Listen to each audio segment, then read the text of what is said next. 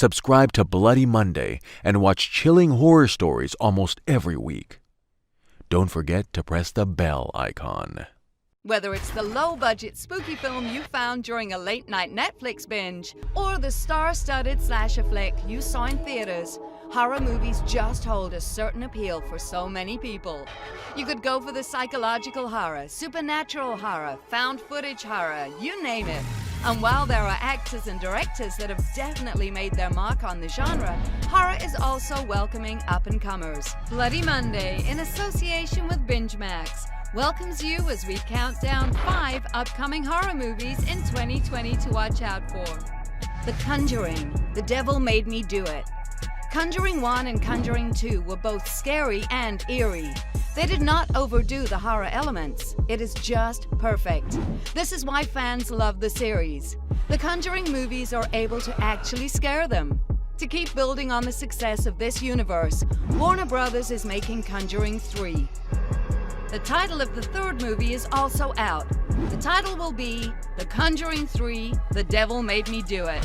The Conjuring movies take their plot from real-life experiences of Ed and Lorraine Warren. The Warrens are paranormal investigators, so the plot of the third movie will be based on the trial of Arne Cheyenne Johnson.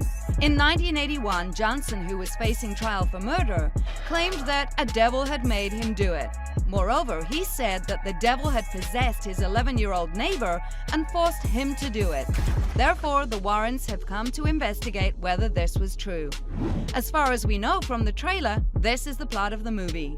The Conjuring, The Devil Made Me Do It is expected to release in theaters on September 11, 2020. Candyman. After the successes of Get Out and Us, Peele, as co-producer and writer, has partnered with rising star director Nia DaCosta for the upcoming motion picture Candyman. The film figures to be somewhat of a departure from Peele's first 2 hits. Candyman is a reinterpretation of the 1992 horror film of the same name.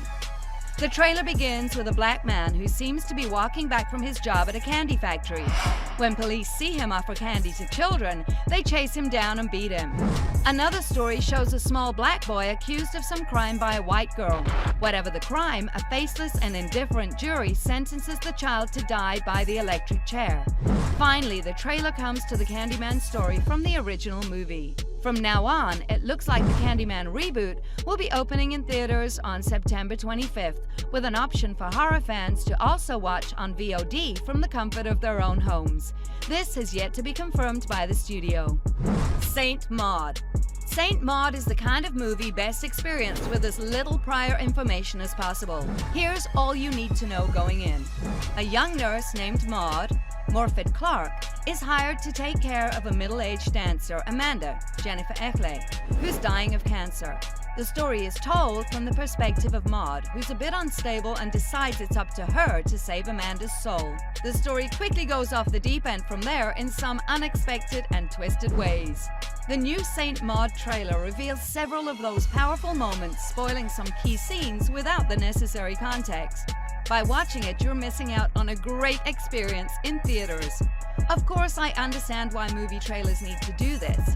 The best way to get people to see a movie is to tease some of its most exciting scenes. The movie is expected to hit the theaters on July 17, 2020.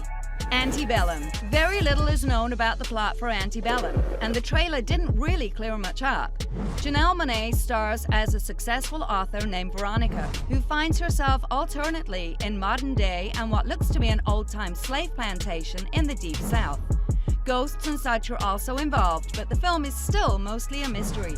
The movie is expected to hit the theaters on August 20.